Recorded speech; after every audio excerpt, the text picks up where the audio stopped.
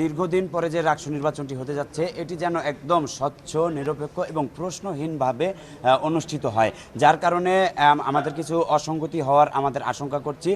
তাই আমরা নির্বাচন কমিশনকে আমরা 6 দফা দাবি আজকে জানিয়েছি, যাতে তারা নির্বাচনটি স্বচ্ছভাবে পরিচালিত করতে সক্ষম হয়। আমাদের প্রথম দাবি ছিল ভোট প্রক্রিয়া স্বচ্ছতার ক্ষেত্রে, স্বচ্ছতার স্বার্থে যেন স্বচ্ছ ব্যালট বাক্স ব্যবহার করা হয়। ব্যালট বাক্স, অস্বচ্ছ ব্যালট বাক্স বা সিন্দুক টাইপের যে বাক্স, সেটি নিয়ে কিন্তু অধিকাংশ প্যানেলের অধিকাংশ প্রার্থীর এটি নিয়ে অভিযোগ রয়েছে, যার কারণে এটি যদি হয় অস্বচ্ছ ব্যালট বাক্স থাকলে কিন্তু বেশিরভাগ প্রার্থী বেজার। আমরা চাই না কেউ বেজার হবে, সবাই খুশি মনে রাষ্ট্র নির্বাচন ফলাফল যেন গ্রহণ করে। আর দ্বিতীয় আমাদের যেই দাবিটি সেটি হচ্ছে ভুয়া এবং জাল ভোটার শনাক্তের ক্ষেত্রে ছবি সহ ভোটার তালিকা যেন প্রণয়ন করা হয়। আমরা আসলে 30,000 শিক্ষার্থীতে কিন্তু সবাইকে চিনে না। আইডি কার্ড শো করে একজনের ভোট আরেকজন যদি দিয়ে যায়, এক্ষেত্রে একটি কিন্তু প্রশ্নবিদ্ধতা থেকেই যায়। আমরা চাই ছবি সহ ভোটার তালিকা আমরা যাতে শনাক্ত করতে পারি।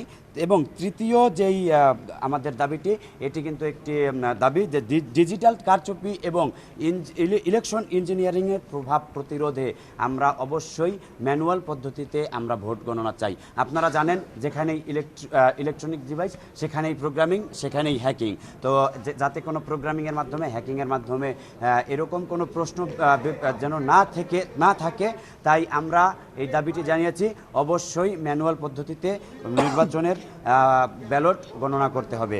চতুর্থ দাবি, এটি আপনারা জানেন যে ভোট কেন্দ্রের আশেপাশে আইডি কার্ডধারী এবং প্রশাসন কর্তৃক পাস কার্ডধারী অন্য কেউ যেন ভোট কেন্দ্রের 100 গজের দূরত্বের ভিতরে কোনো রোভার স্কাউট, কোনো শিক্ষক, কোনো শিক্ষার্থী, ভোটার তারা যেন প্রবেশ করতে না পারে, এটি নিশ্চিত করতে হবে। এবং ভোট কেন্দ্রের যেখানে গোপন বুথ, যেখানে ভোট দিবেন ভোটাররা, সেটি ব্যতীত অন্য যে কোনো জায়গায় যেন আমাদের সংবাদকর্মীরা, মিডিয়া কর্মীরা অবাধে যাতায়াত করতে পারে।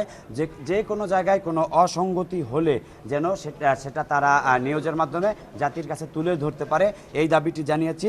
আমাদের 5 নাম্বার দাবি, লেভেল প্লেইং ফিল্ড বজায় রাখার স্বার্থে যে কালো টাকার ছড়াছড়ি, উপঢৌকনের যে আদান প্রদানের যেই পরিবেশ, এটি বন্ধ করতে আমাদের নির্বাচন কমিশন যেন সর্বোচ্চ সহযোগিতা এবং সর্বোচ্চ পদক্ষেপ গ্রহণ করে। আমাদের ষষ্ঠ যেই দাবিটি, এটি একটি গুরুত্বপূর্ণ দাবি, সমতা এবং ন্যায্যতার ভিত্তিতে যেন সকল প্রার্থীর জন্য একই আচরণবিধি মেনে চলার একই আচরণবিধি হয়।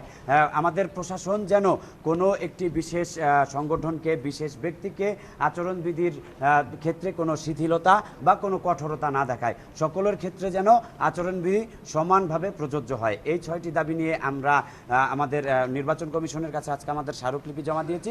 আমরা আশা করছি এই 6টি দাবি যদি মেনে নেয়, তাহলে ইনশাল্লাহ রাষ্ট্র নির্বাচন স্বচ্ছ এবং গ্রহণযোগ্য হবে।